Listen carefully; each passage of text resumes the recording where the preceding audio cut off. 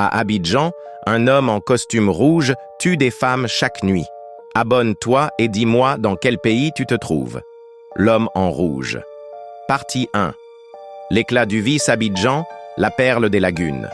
Le cœur économique de la Côte d'Ivoire, la ville qui ne dort jamais.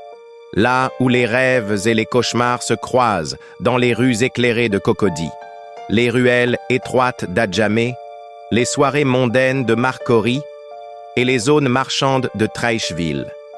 Mais depuis un certain temps, une ombre silencieuse s'infiltre dans les nuits abidjanaises. Une ombre que personne ne veut vraiment nommer, mais que tout le monde redoute. Les premières rumeurs ont commencé discrètement, comme des murmures glissés dans le vacarme des soirées. « Tu connais la fille de Koumassi? Celle qui sortait avec le gars du showroom? » Disparue.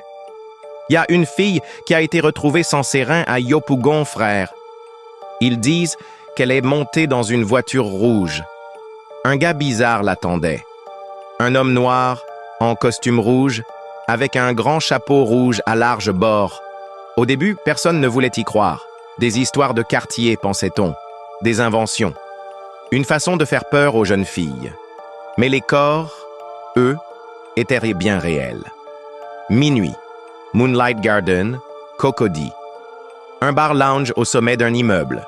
Vue imprenable sur la ville, clientèle aisée, whisky haut de gamme, lumière tamisée et musique jazzy remixée sur fond de house.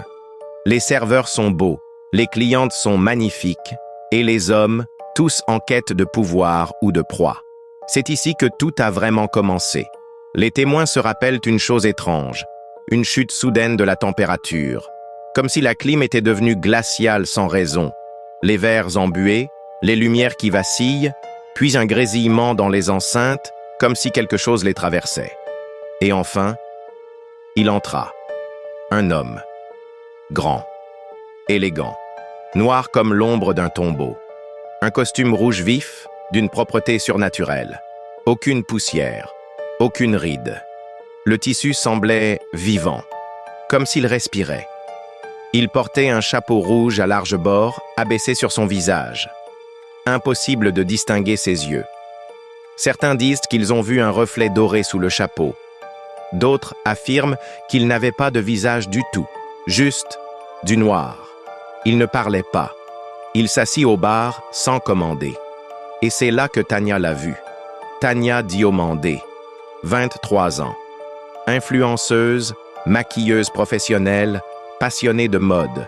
Elle rêvait de Paris, des podiums, des lumières. Elle s'était faite connaître sur Instagram avec ses vidéos Glamour Street, filmées à Cocody et à Angré. Une fille vive, ambitieuse, trop confiante. Elle s'est approchée de lui, sans peur, comme une proie qui marche dans la gueule du lion sans le savoir. Elle raconte dans ses stories avoir rencontré un homme mystérieux, riche, classieux. Un sponsor, pensait-elle. Il lui aurait dit en chuchotant, sans bouger les lèvres, « Tu veux être vu par le monde entier? Je peux t'offrir ça. Une vie sans douleur, ni pauvreté, ni abandon. » Il lui a proposé une virée nocturne privée dans un lieu très discret où les vraies affaires se faisaient. Une limousine rouge attendait dehors. Elle est montée dedans. Elle a même filmé l'intérieur pour ses followers.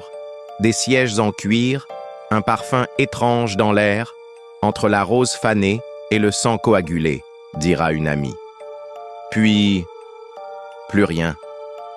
Le lendemain matin.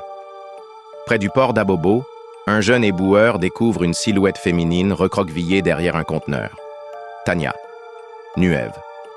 La peau comme vidée de son sang. Les yeux grands ouverts, figés dans une expression de terreur absolue. Sa bouche tordue comme si elle avait voulu hurler, mais que rien n'était sorti. Ses reins et son foie avaient été extraits avec une précision chirurgicale. Aucun sang autour d'elle, aucun cri entendu par les riverains. Sur son téléphone retrouvé près de son corps, un seul message. « Tu voulais une nouvelle vie, maintenant tu l'as. Immobile, éternelle. » L'affaire n'a jamais été élucidée. Les caméras de surveillance du Moonlight Garden ne montraient rien, comme si les images de cette nuit avaient été effacées. Mieux encore, aucune trace de Tania quittant l'établissement. Mais tout le monde savait. Tout le monde avait vu l'homme en rouge. Et pourtant, personne ne parlait. Une peur ancienne s'était abattue sur les lieux comme un couvercle invisible. Une peur sans nom. Et ce n'était que le premier soir.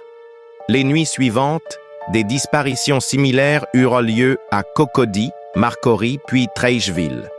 Toujours des femmes jeunes, ambitieuses, cherchant mieux, séduites dans des lieux chics, attirées par un homme dont les chaussures ne laissaient jamais de traces et dont les promesses résonnaient comme des pactes.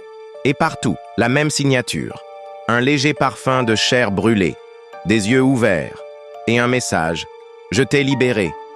Si tu aimes les récits sombres, vrais et glaçants, abonne-toi. D'autres arrivent, bien pires.